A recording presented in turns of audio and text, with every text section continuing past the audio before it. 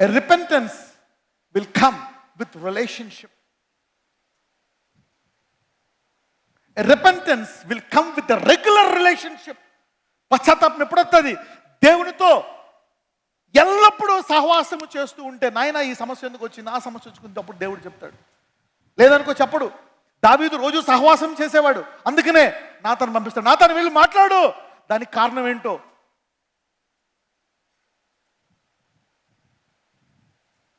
ఎందుకు నీకు ఈ సమస్య వచ్చింది, ఎందుకు నీ కుమారుడు చావు బతుకుల్లో ఉన్నాడు? సహవాసం చేసేవాళ్ళతోటే దేవుడు మాట్లాడతాడు. వాళ్ళ జీవితాలు నడుస్తూనే ఉంటారు. వాళ్ళని చూసి మీరు అనుకుంటారు వీళ్ళకి ఇలా జరిగిందేటి అనుకుంటారు. మీకు అర్థం కాదు. అందుకని మీ విశ్వాసం వాక్యంలో తగ్గిపోతుంది. ఇలాంటివి తెలుసుకుంటే మీ విశ్వాసం తగ్గదు. వారి విషయమై ప్రార్థించారు, మీ విషయమై జాగ్రత్త పడతారు, ఇతరులకు బోధిస్తారు. These are wisdom words, practical words.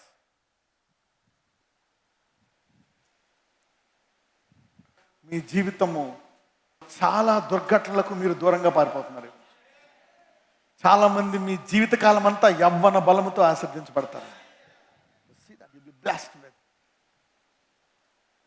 This is wisdom. Okay, ఎప్పుడైతే పశ్చాత్తాపడతావో దేవుడు కొత్త అభిషేకం, కొత్త వరాలు, కొత్త ఆశీర్వాదాలు, ఈ రోజు నుంచి నూతనమైన ఆశీర్వాదాలు, అభిషేకము, అలవాట్లు మీకు కలుగును గాక. Repentance is very powerful.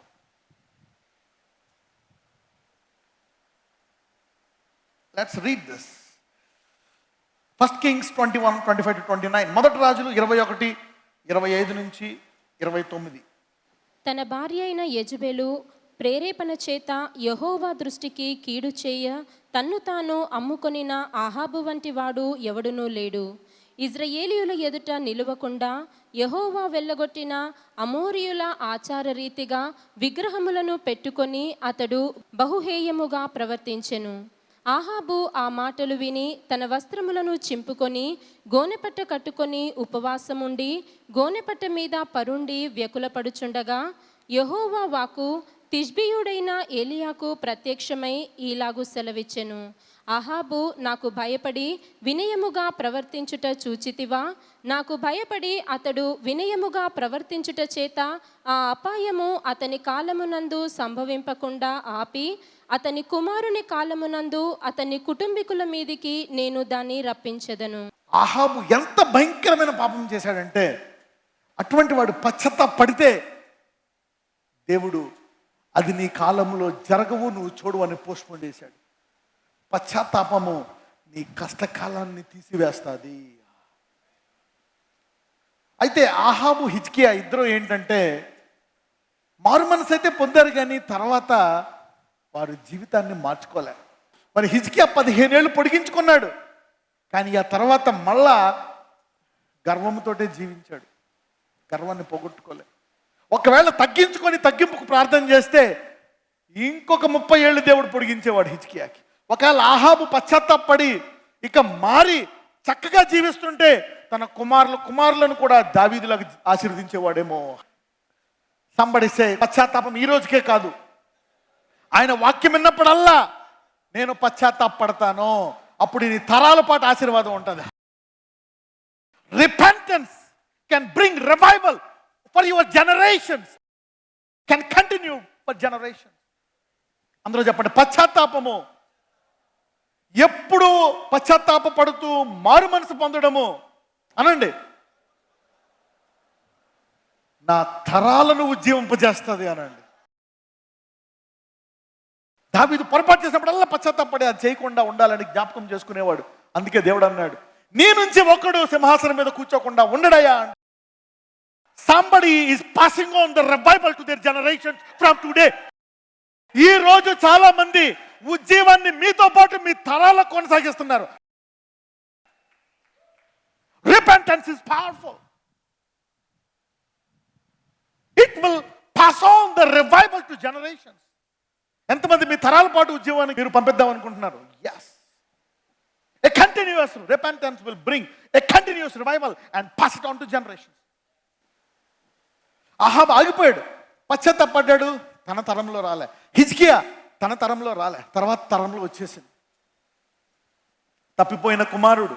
పందుల పొట్టు తినే స్థానం వచ్చేసింది. ఏ స్థాయికి వెళ్ళిపోయాడు? పందుల పొట్టు తినే స్థానంకి వెళ్ళిపోయాడు. పశ్చాత్తాపడ్డాడు. నా తండ్రి ఇంటికెళ్తే అక్కడ సేవకులకు కూడా మంచి భోజనం ఉందే, నేను పొరపాటు చేశాను. ఈ రోజుల్లో కూడా చాలా మంది ఇంతే, నాస్తి తీసేసుకుంటా అని డిసైడ్ అయిపోయాడు.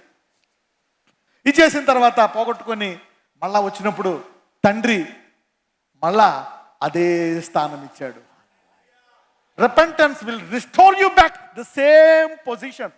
పశ్చాత్తాపడితే నీకు మళ్ళా తక్కువ స్థానం రాదు, కొంచెం స్థానం రాదు, అదే స్థానం వస్తుంది. అందుకే పశ్చాత్తాపము చాలా గొప్పదే. నీ జీవితంలో ఏదైనా కాలాలు మార్చుకోవాలనుకుంటున్నావా? నా కుటుంబం, నా ఆర్థిక పరిస్థితి, నా పర్సనల్ జీవితం, నా పిల్లల జీవితం, పశ్చాత్తాపడు నీ కుటుంబంతో. పరిశుద్ధాత్మ ద్వారా పశ్చాత్తాపడి జీవితాన్ని అణువణువున పొరపాట్లలో నేర్చుకుంటూ ఎదిగేటువంటి కృప నువ్వు పొందుకున్నావు అనుకోండి, నీ తరాలకు ఒక చక్కటి చరిత్రను నువ్వు మిగిల్చి వేస్తావు. You will leave a powerful historical legacy to your future. Renowned legacy. చూద్దాం లూకా 15:22. అయితే తండ్రి తన దాసులను చూచి ప్రశస్త వస్త్రము త్వరగా తెచ్చి పశ్చాత్తాపము పాత వస్త్రం ఇస్తుందా, ప్రశస్త వస్త్రం ఇస్తుందా? Back again, repentance will give you back the precious robe, the best robe. You will get, somebody is getting their best things back by repentance. చాలా మంది పశ్చాత్తాపం ద్వారా మీరు కోల్పోయినటువంటి ఉత్తమమైన మళ్ళా తిరిగి పొందుకొందురుగాక. Let's read. అయితే తండ్రి తన దాసులను చూచి ప్రశస్త వస్త్రము త్వరగా తెచ్చి వీనికి కట్టి వీని చేతికి ఉంగరము పెట్టి పాదములకు చెప్పులు తొడిగించుడి. ఏమంటున్నాడు? త్వరగా త్వరగా. Repentance will restore you back at a very high speed. పశ్చాత్తాపము నిన్ను త్వరగా నీవు ఉత్తమమైన స్థితికి మళ్ళా నీకు ఇచ్చేస్తుందంట. ఎంతమంది ఏ విషయంలో ఇబ్బంది పడుతున్నారు? ఆర్థికంగా ఇబ్బంది పడుతున్నారా? పశ్చాత్తాపడు. వివాహంలో ఇబ్బంది పడుతున్నావా? ఒకళ్ళొకళ్ళు గౌరవించుకోవడంలో పడిపోయావా? పశ్చాత్తాపడు. నిలకడగా ఉండట్లేదా? ప్రార్థనా జీవితంలో స్థిరపడు. భయం వేస్తుందా? వాక్య ధ్యానములో స్థిరపడు ప్రతిరోజు. ఇలా పశ్చాత్తాపడి ఒక నిర్ణయం తీసుకుంటే దేవుడు నీ ఉత్తమమైన స్థానాన్ని నీకు ఇచ్చేస్తాడు. God will give you back. ఒక 3 విషయాల్లో పశ్చాత్తాపడి ఏది ఇప్పుడు నీకు బాధ పెడుతున్న 3 విషయాలు రాసుకోండి. దాని విషయమై ఏం పశ్చాత్తాపడాలో రాసుకోండి. ఆర్థిక సమస్యలా, వివాహమా, అప్పుల, కుటుంబ వ్యవహారమా, ఉద్యోగంలో ఎదగలేకపోతున్నావా, ఆత్మలో ఎదగలేకపోతున్నావా, బలహీనతలా, త్రాగుడు మానలేకపోతున్నావా, సిగరెట్ మానలేకపోతున్నావా, మత్తు పదార్థాలు మానలేకపోతున్నావా, చెడు చూడడం మానలేకపోతున్నావా? What is your weakness? శాపాలు ఆపుకోలేకపోతున్నావా? కోపం ఆపుకోలేకపోతున్నావా? ప్రార్థన చేయలేకపోతున్నావా? బైబిల్ చదవలేకపోతున్నావా? What is your problem? ఏంటి నీ సమస్య? 3 రాయండి. 3 ఆ కింద దాని విషయమై నేను రేపటి నుంచి ప్రతిరోజు నేను లేచిన తర్వాత గంటసేపు ప్రార్థనలు గడుపుతా. నేను పొద్దున్న లేచి నా భార్యను, నా భర్తను గౌరవించాలా, వాళ్ళని క్షమించి గౌరవించాలా అని నిర్ణయం తీసుకుంటా. నాకు కోపం తెప్పించేవారిని నేను తప్పించకుండా నోరు కట్టుకుంటా. ఎలా పశ్చాత్తాపడాలా అనేది కూడా రాసుకోండి. What is wisdom? ఎందుకు విజ్డమ్, అండర్స్టాండింగ్ అండ్ నాలెడ్జ్? ఎందుకంటే నీకు వాక్యం తెలుసు, సమస్య తెలుసు, అది ఏం చేస్తే పోతుందో కూడా తెలుసుకున్నప్పుడే ఈ వాక్యం ఉపయోగపడుతుంది. ఉత్తి వాక్యం తెలిస్తే ఏం సరిపోదు. ఉత్తి వాక్యం తెలిసిన వాళ్ళు 100 మంది, కళ్ళు మూసుకొని టక టక టక చెప్పేసి వాళ్ళు చాలా మంది ఉన్నారు. అది కానీ ప్రకటన వరకు సమస్య తెలియాలా, ఎందుకు వచ్చిందో ఆ సమస్య తెలియాలా, పశ్చాత్తాపడితే ఎలాగ నేను మళ్ళీ తిరిగి వస్తానని తెలిసినప్పుడు వాక్యం ఉపయోగపడుతుంది. That will bless you. రాసుకున్నారా? Did you write 3 things? ఈరోజు ఏం తెలుసా, చాలా మంది మీ జీవితంలో ఆశీర్వాదాలు స్పీడ్గా పొందుకోబోతున్నారు. Repentance increases speed. చూడండి, ఆ కుమారుడు పశ్చాత్తాపడితే వస్త్రము ఆ తండ్రి ఎలా ధరించమన్నాడు? ప్రశస్తమైన వస్త్రము ఎలా ధరించమన్నాడు?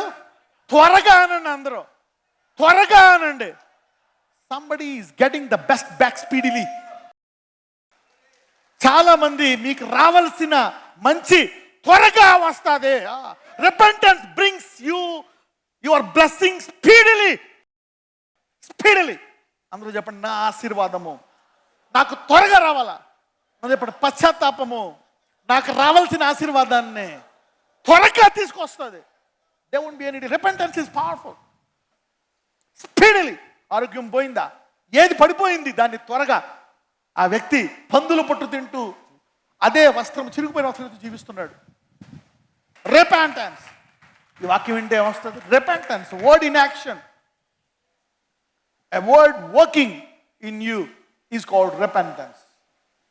The word transforming you is called repentance. ఈ వాక్యము నిన్ను మార్చడము, ఈ వాక్యము నిన్ను కడగడము, ఈ వాక్యము నిన్ను శుభ్రం చేయడాన్ని ఏమంటారు? పశ్చాత్తాపం. ఇది నీ జీవితంలో ఆశీర్వాదాల మీద ఆశీర్వాదాలు తీసుకొస్తుంది. ఫిలిప్పీలు 2:9.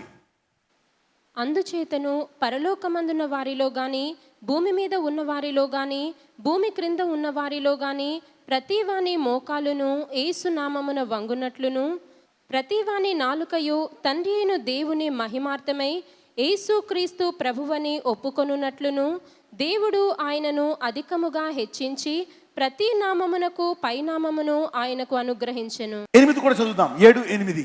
మరియు ఆయన ఆకారమందు మనుషుడుగా కనబడి మరణము పొందునంతగా, అనగా సిలువ మరణము పొందునంతగా విధేయత చూపినవాడై తన్ను తాను తగ్గించు. మనిషికి రోజు పెరిగిపోతా ఉంటుంది గర్వం, ప్రైడ్. అందుకే ఎవరైతే ప్రతిరోజు తగ్గింపు కొరకు పశ్చాత్తాపడతారో వాళ్ళంట ఉన్నతమైన స్థానాలకు వెళ్తారంట.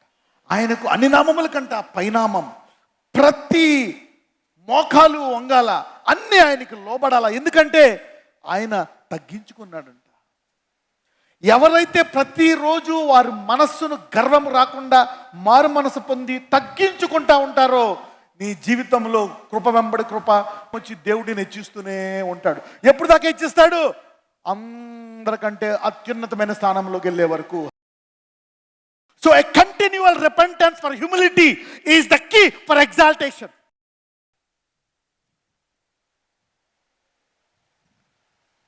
మరి ఎల్లప్పుడూ నేను తగ్గింపు మనసు కలిగి ఉండాలని పశ్చాత్తాపపడే వాళ్ళని దేవుడు ఎప్పుడు హెచ్చిస్తూ ఉన్నతమైన స్థానానికి తీసుకెళ్తాడంట దేవుడు. So repenting for pride should be your daily life. నేనే గ్రేట్, వాళ్ళ వేస్ట్. వాడికి పాడడం కూడా రాదు, వాడికి చదవడం రాదు, వాడికి మ్యాథ్స్ రాదు, వాడికి సంపాదించడం రాదు, వాళ్ళకి రాదు. నేనే గ్రేట్. Dangerous pride. దానివల్ల నీ హెచ్చింపు తగ్గిపోయింది, నీకు ప్రమోషన్. చాలామంది అలా ఉండిపోతారు లైఫ్లో. ఏంటి తెలుసా? ప్రైడ్. ఆ పైకి వెళ్తే పట్టుకోలేవు. ఇక్కడ ఉంచినందుకే కింద వాళ్ళందరినీ నువ్వు చాలా హీనంగా చూస్తున్నావు. అక్కడ పెడితే నేను ఎక్కువ మందికి పెడితే ఇంకా పైకి పెడితే అందరినీ తక్కువగా చూస్తావు. అందుకే మీరు చూస్తే భూలోకములో తక్కువగా ఉన్న వాళ్ళని తీసుకెళ్ళి పైన పెడతాడు ఎప్పుడు కూడా. సో నువ్వు తగ్గించుకుంటే యువర్ ప్రమోషన్. దీనివల్ల చాలామంది ఆలస్యం అయిపోతూ ఉంటుంది జీవితంలో. ఈ వాక్యం జరిగిన వారు నీ తరములో అత్యున్నతమైన స్థానముకి వెళ్ళి ఆశీర్వదించబడు గాక. Humility makes you top in your generation. Humility, the reason why you are blocked in your career, in your ministry, in your job. Tagimpu. Somebody is going to the top. Somebody is going to the top. Will you pray for humility? ఇది చాలా ముఖ్యమండి. తగ్గింపు కొరకు ప్రార్థిస్తే నీ హెచ్చింపుకు హద్దులు ఉండవు. అందరూ చెప్పండి, నేను తగ్గింపు కొరకు ప్రార్థించుకుంటే నా హెచ్చింపుకు హద్దులు ఉండవు. If you pay for humility you will grow to unlimited heights. ఒక్కొక్కసారి నీకు నీ లైఫ్లో ఏమీ అవసరం లేదు, నీకు అన్నీ బాగానే ఉన్నాయి, తిండి ఆహారం ఇల్లు ఉన్నాయి, అయినా నువ్వు పని కట్టుకొని తగ్గింపు కొరకు ప్రార్థన చేస్తున్నావు అనుకోండి, నీకు తెలియకుండానే హెచ్చింపబడిపోతావు. నువ్వేదో కావాలని కాదు, ఊరికే తగ్గింపు కొరకు ప్రార్థన చేస్తున్నావు అనుకో, ఈ భూమి మీదకి వెళ్ళిపోయే సమయానికి నీవు ఎంత ఎదుగుతావో ఎవరికీ తెలియదు. చాలా మంది రిటైర్ అయ్యారు, అలా ఉండి రిటైర్ అయిన తర్వాత అలా ఉండిపోతారు. ఒకవేళ నువ్వు రిటైర్ అయ్యాక తగ్గింపు కొరకు ప్రార్థన చేసావనుకో, నీ భవిష్యత్తు అప్పుడే ఆరంభమైంది, ఇంకా గొప్పగా ఎదుగుతావు. ఆఫ్టర్ రిటైర్మెంట్ తగ్గింపు అనేది ప్రేయర్లో ఒక పాయింట్ పెట్టుకోవాలి. రెగ్యులర్గా ఇది పెట్టుకున్నావు అనుకోండి, ప్రతిరోజు నీకు ప్రమోషనే. సంవత్సరం నీకు హెచ్చింపు ఉంటుంది. 10-20 సంవత్సరాలకి ఎక్కడ ఉంటావో నీకు తెలియదు. ఎందుకంటే పుట్టుకతోటే వచ్చేది ఏంటో తెలుసా? గర్వం, శరీరం, pride. This is a checking point where you will go to the top. ఎంతమందికి జీవితంలో అలా ఎదుగుతానే ఉండాలని కోరుకుంటున్నారు. అయితే ఉన్నా లేకపోతే తగ్గింపు కొరకు ప్రార్థన చేసుకుంటానే ఉండాలి, చెక్ చేసుకుంటానే ఉండాలి. నీ హెచ్చింపు వెంటనే ప్రారంభమవుతుంది. ఎందుకంటే దేవుడికి తగ్గింపు అంటే చాలా ఇష్టం. యేసు ఎంత తగ్గించుకున్నాడో అంత హెచ్చించాడంట. Your lifting up is always connected to your humility. Remember, this is the key. This is the key. ఒక్కొక్కసారి శరీరంలో బ్లెస్ అవ్వాల్సిన అవసరం లేదు. శరీరంలో బ్లెస్ అవ్వాల్సిన అవసరం లేదు. అబ్రహాం అంట బలహీనమైన స్థితిలో కూడా ఉండి దేవుడిని ఆశీర్వదిస్తాడని రూఢిగా నమ్మి దేవుడిని మహిమపరిచాడంట. చాలా మంది ఆ స్థాయిలోకి వెళ్ళిపోతారు. May you go to that stage in Jesus name. Let's go to రోమన్స్కి వెళ్దాం. 4వ అధ్యాయము 17 నుంచి చూద్దాం. తాను విశ్వసించిన దేవుని ఎదుట అనగా మృతులను సజీవులనుగా చేయువాడును లేని వాటిని ఉన్నట్టుగానే పిలుచువాడునైన దేవుని ఎదుట అతడు మనకందరికీ తండ్రి అయ్యున్నాడు. ఇందును గూర్చి నిన్ను అనేక జనములకు తండ్రినిగా నియమించితిని అని వ్రాయబడి ఉన్నది. నీ సంతానము ఈలాగు ఉండునని చెప్పిన దానిని బట్టి తాననేక జనములకు తండ్రి అగునట్లు నిరీక్షణకు ఆధారము లేనప్పుడు అతడు నిరీక్షణ కలిగి నమ్మెను. నిరీక్షణకు ఆధారం లేకపోయినా విశ్వాసం వచ్చేస్తుందంట. రైట్.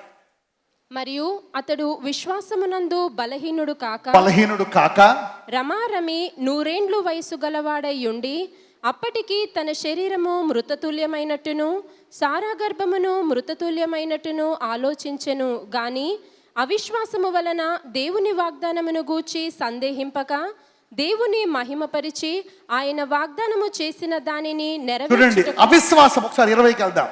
అవిశ్వాసము వలన దేవుని వాగ్దానం గురించి సందేహింపక, ఇదొక స్టేజ్. ఈ స్టేజ్కి వెళ్తేనే నువ్వు నెక్స్ట్ బ్లెస్సింగ్ స్టేజ్కి వెళ్ళిపోతావు. అవిశ్వాసం వలన దేవుని వాగ్దానం గురించి సందేహింపక దేవుని మహిమపరిచి అంటే ఇంకా నా శరీరం ఎలా ఉంది, పరిస్థితి మారలేదు, ఇంతకాలం నుంచి ఎలాగ ఉన్నా అది పోయిందంట. మహిమపరుస్తున్నాడు, నాకు అయిపోతుంది. ఆయన వాగ్దానము చేసిన దాన్ని నెరవేర్చుటకు సమర్థుడని రూఢిగా విశ్వసించి విశ్వాసం వలన బలము పొందాను. మీరు ఈ స్థాయికి వచ్చే ఎదురుగాక.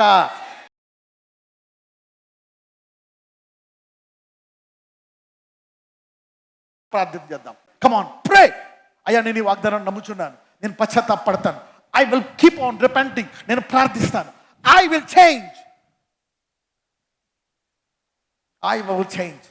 నాలో రోగం ఉంది, నువ్వు స్వస్థపరుస్తావు అని నమ్ముచున్నానయ్యా. నా ఆర్థిక పరిస్థితి చితికిపోయింది, నా తరాల నుంచి నేను దరిద్రంలో ఉన్నాను, నీవు నా దరిద్రాన్ని తీసివేసి ఆశీర్వదిస్తావని. నా తరాల నుంచి బలహీనతలో ఉన్నాను, నేను దాన్ని జయిస్తానని కృప కొరకు నేను ప్రార్థిస్తున్నాను. Yes, God will transform it.